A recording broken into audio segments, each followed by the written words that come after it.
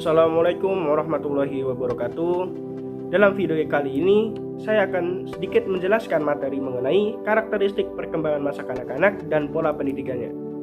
Saya dari kelompok 5 yang beranggotakan saya sendiri, yaitu Muhammad Abu Hanifah dengan NPM 21220023, dan juga rekan saya, yaitu Randi Al-Hanif dengan NPM 21220025. Dalam pembuatan video kali ini, saya tujukan kepada para penonton sekalian guna untuk menambahkan sedikit ilmu pengetahuan dan juga untuk memenuhi tugas mata kuliah perkembangan peserta didik dengan dosen pengampu Bapak Kuswono MPD dan juga Bapak Dr. Johan Setiawan MPD.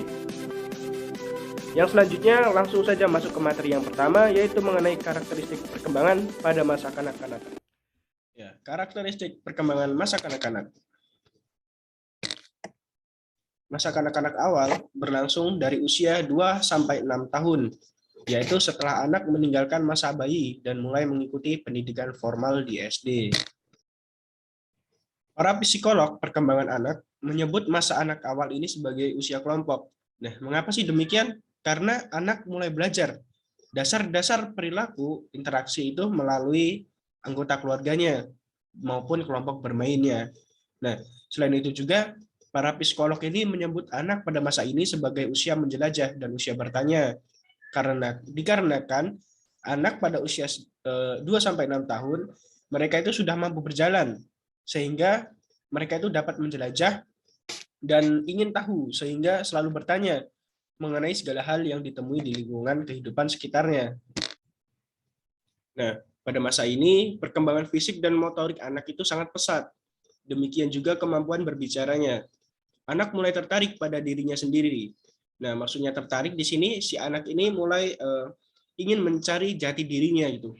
Ingin mengeksplor lebih apa yang ada di dalam dirinya tersebut. Nah, emosi yang umum pada masa anak awal ini adalah marah, takut, cemburu, ingin tahu, gembira, sedih, dan kasih sayang.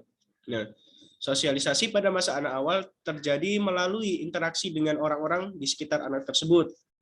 Nah, maka dari itu kita nanti ketika sudah menjadi orang tua atau kepala keluarga, kita itu harus mengetahui anak kita bermain dengan siapa. Nah, maka dari situ kita itu harus memperhatikan, jangan terus kita lepas main begitu saja, tidak itu. Tapi kita harus melihat dengan siapa anak kita bermain, apakah orang tersebut bersifat baik atau tidak. Nah, karena ketika mereka bermain pada anak usia 2-6 tahun, itu adalah membentuk jati dirinya gitu. Ketika si anak ini bermain dengan orang yang salah, ya kemudian kelak nanti sifatnya ya akan sesuai dengan apa yang telah mereka pelajari ketika anak tersebut di umur 2-6 tahun. Nah, anak juga mulai belajar perilaku moral baik buruk melalui respon menyenangkan atau tidak menyenangkan dari orang tua atau orang dewasa lainnya. Nah, ini seperti yang saya sebutkan tadi. Jadi si anak ini mereka itu mulai mengikuti apa-apa yang telah kita contohkan gitu. Jadi apa yang telah kita contohkan ya sama dia dicontoh gitu. Baik masalah baik buruknya si anak tersebut tidak tahu. Yang jelas si anak tersebut mencontoh apa yang kita contohkan gitu. Jadi ketika kita sudah menjadi kepala keluarga nantinya, berikanlah contoh yang baik-baik kepada anak pada usia tersebut, karena dapat membentuk jati diri anak tersebut untuk berkembang dewasa nantinya.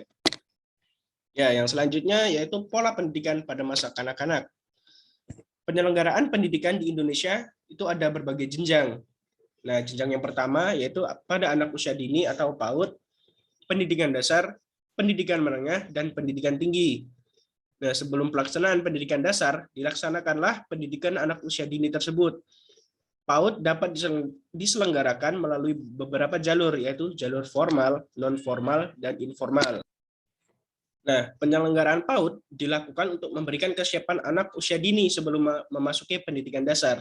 Nah, jadi ketika si anak 2-6 tahun tadi, mereka itu sudah diberikan asupan terlebih dahulu ketika mereka masih PAUD, supaya mereka ini tidak kaget ketika memasuki pendidikan dasar, karena sudah diberikan asupan, sudah diberikan pengetahuan di PAUD tadi. Jadi ketika anak memasuki sekolah dasar, mereka itu sudah tidak kaget gitu. Nah, dijelaskan dalam pendidikan anak usia dini, anak sedang membutuhkan upaya-upaya pendidikan untuk mencapai optimalisasi semua aspek perkembangan, baik perkembangan fisik maupun psikis, yang meliputi perkembangan intelektual, bahasa, motorik, dan sosial emosional. Nah, salah satu aspek yang dikembangkan di taman kanak-kanak adalah aspek kognitif. Nah, perkembangan kognisi anak usia taman kanak-kanak atau dalam fase praoperasional, yaitu pada umur 2-7 tahun, dapat dikenali dengan kemampuan anak untuk melakukan kegiatan representasi mental. Nah, yaitu kemampuan untuk menghadirkan benda, objek, atau orang dan peristiwa secara mental. Nah, yang selanjutnya itu perkembangan psikomotorik pada masa kanak-kanak. Nah, perkembangan psikomotor adalah perkembangan mengontrol gerakan-gerakan tubuh melalui kegiatan yang terkoordinasi antara saraf pusat dan otot.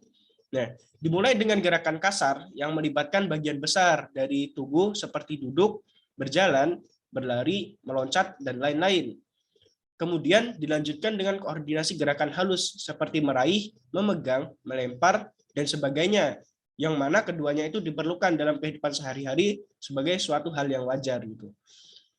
Pencapaian kemampuan tersebut mengarah pada pembentukan keterampilan. Nah, keterampilan motorik dibagi menjadi dua jenis. Nah, yaitu keterampilan motorik halus yang dimana mereka itu mencakup kecekatan jari, menulis, menggambar, dan menangkap bola. Nah, keterampilan motorik kasar ini meliputi kegiatan-kegiatan otot seperti berjalan, berlari, naik turun tangga, dan melompat. Nah, perkembangan keterampilan motorik ini merupakan faktor yang sangat penting bagi perkembangan pribadi secara keseluruhan. Pada perkembangan peserta didik, perkembangan fisik motorik memegang peran yang sangat penting. Sebab proses tumbuh kembang anak itu akan mempengaruhi kehidupan mereka pada masa yang mendatang. Nah, bagi peserta didik yang usia remaja, pertumbuhan dan perkembangan fisik yang optimal secara langsung, mereka itu mampu mengaruhi keterampilan anak dalam bergerak. Nah, sedangkan pengaruhnya secara tidak langsung berupa berpengaruh terhadap cara pandang atau penyesuaian diri anak tersebut terhadap dirinya sendiri dan orang lain. Nah, yang selanjutnya yaitu ada karakteristik perkembangan psikomotorik. Di sini ada karakteristik perkembangan psikomotorik pada masa anak 3 tahun. Nah, pada masa anak 3 tahun ini, mereka itu tidak dapat berhenti dan berputar secara tiba-tiba atau secara cepat. Jadi pada masa anak 3 tahun ini mereka itu belum bisa mengontrol gerakannya. Nah, mereka itu dapat melompat 15-24 inch, dapat menaiki tangga tanpa bantuan dengan berganti kaki, dapat berjingkrak-jingkrak. Nah, yang selanjutnya yaitu karakteristik perkembangan psikomotorik pada masa anak usia 4 tahun. Nah, lebih efektif mengontrol gerakan berhenti. Nah, dibandingkan dari tahun sebelumnya, pada masa anak usia 4 tahun ini, mereka itu sudah bisa mengontrol gerakannya, berhenti, memulai, dan berputar, dan juga dapat melompat hingga 24-34 inch. Jadi jaraknya lebih bertambah seiring bertambahnya umur tadi. Nah, mereka ini dapat menuruni tangga dengan berganti kaki, dengan bantuan dapat melakukan jingkrak 4-6 langkah dengan satu kaki.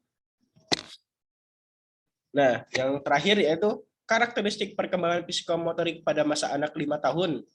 Nah, pada masa anak 5 tahun ini, mereka itu dapat melakukan gerakan start, berputar atau berhenti secara efektif.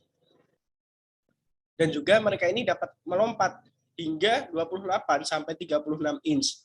Dapat menuruni tangga tanpa bantuan, berganti kaki, dapat melakukan jingkrak dengan sangat mudah. Baik, tadi adalah sedikit penjelasan dari saya mengenai karakteristik perkembangan masa kanak-kanak dan pola pendidikannya. Mudah-mudahan apa yang telah saya sampaikan tadi dapat memberikan ilmu pengetahuan baru kepada para penonton sekalian. Dan apabila saya selaku penyampai materi, apabila terdapat kesalahan kata, saya pribadi mohon maaf dan kepada Allah saya mohon ampun. Sekian, terima kasih. Wassalamualaikum warahmatullahi wabarakatuh.